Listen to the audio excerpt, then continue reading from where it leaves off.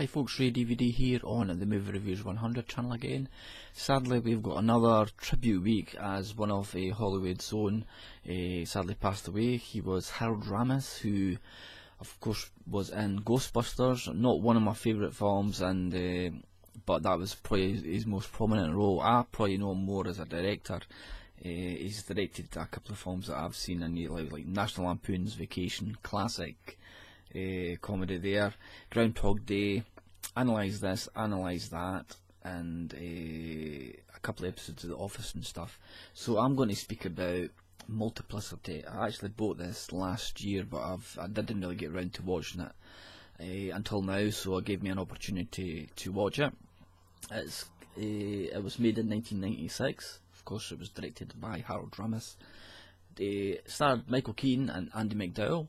Michael Keaton plays a guy who is a worker, and everything's sort of getting, he's not got enough hours in the day. He's struggling to cope with time for his wife, for his kids, and for his work. So he comes across a university professor who actually can clone people, and so he makes a clone of himself. He gets a second clone who he's wanting him to go to work and stuff, and split his time in half, as you may, and you can imagine there's various comedy scenarios happen.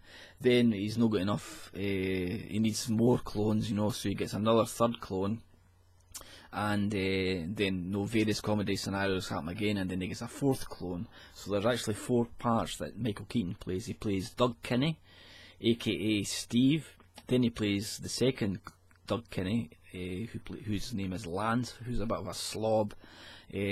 So for every sort of different clone, Michael Keaton will play it slightly differently.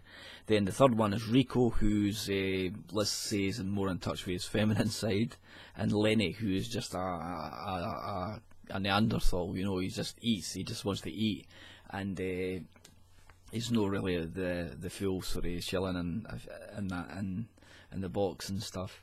Then we've got Andy McDowell, who looks nice, fine looking lady in this, and she's the sort of love interest and stuff. And then you've got 2 kids, as well, to make the family up. This wasn't a critical success at the time, I believe. It says here the reception was the film was not a success at the box office, making back less than half of its $45 million budget. It had mixed reviews, so I hadn't actually seen this before, but I've heard a lot of people talk about it, and it's okay. It was okay for a Sunday afternoon's watching. I don't think I'll be watching it again too soon, but saying that, it's ably directed by Harold Ramis, your typical sort of Hollywood film. And at the time, Michael Keaton this was his sort of purple patch. He was making loads of good films at this time, and it does give it's quite funny to see him play 4 different parts, slightly differently, and interacting with himself. And the CGI is pretty good in it. It's pretty seamless when you see him on screen.